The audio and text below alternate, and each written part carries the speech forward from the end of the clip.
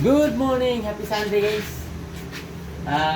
Oras ay mag-alas 9 na. Nakapagsimba na kami. Nagsimba muna kami, tapos nawalengke.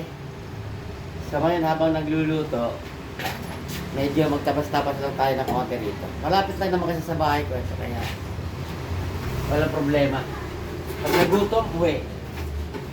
So, gawa tayo. Yung ayon lang sa kilos. Kahit mag-isa ako ngayon, okay lang.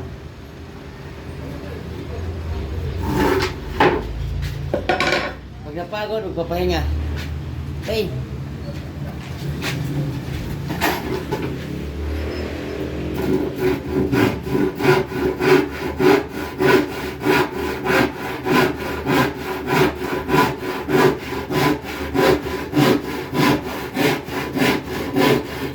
Lagay lang tayo, hindi ako gagamit ng power tools para hindi maingay.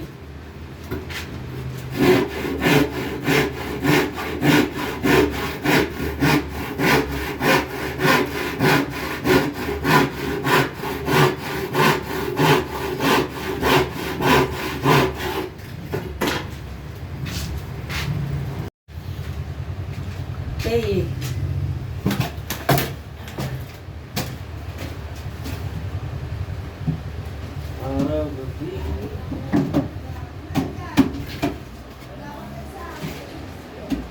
Oh, mo tikip.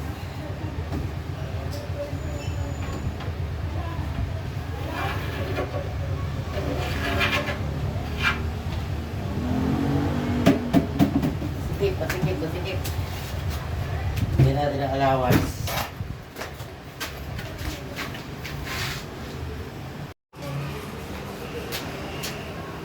Toro, kasya ka na. Kasya na to.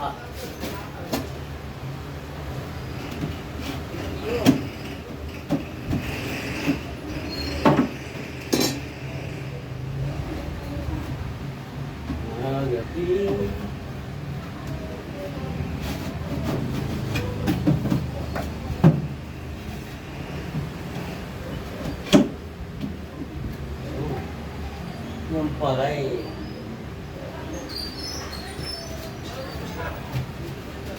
Isang hanger. Divider. Kupiyan. Okay na yan. Takip at hanger na lang ako lang. Ayan guys, na-fix ko na siya. Ika-tatlong butas siya para topian. Ngayon, dito naman tayo sa kitchen. Kakabit ko naman rin muna to. Yung kakulangan doon, no? Let's go! 1:30 guys. Nakatapos na ako sa paglalagay ng mga dividers. Ayan. Takip na lang ang kulang. Bukas na yan. Wala akong mabilhan ngayon, ha? Concealed. Okay na yan. Natapos ko na rin guys. Bali 1, 2, 4 na pinto. Pero dapat igdadalawa yan para maliliit lang.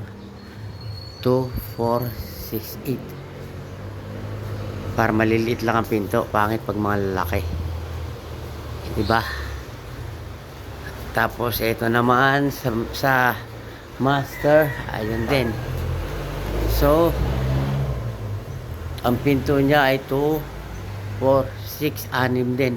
6 yung ano. So, ang concealed na magagamit ay sa dalawang gilid.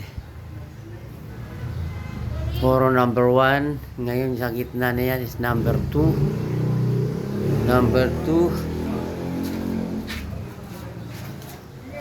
Number 1. So, ilang number 1? 2. 1, 2, 3, 4. 4 na set ng number 1. Dalawang set ng number 2. Ito naman ay number 1, number 2, number 2, ito is number 1. So, marami-rami din palang concealed. Okay lang. Maganda kasi tingnan pag maliliit ang pinto. Okay guys, happy Sunday sa atin lahat.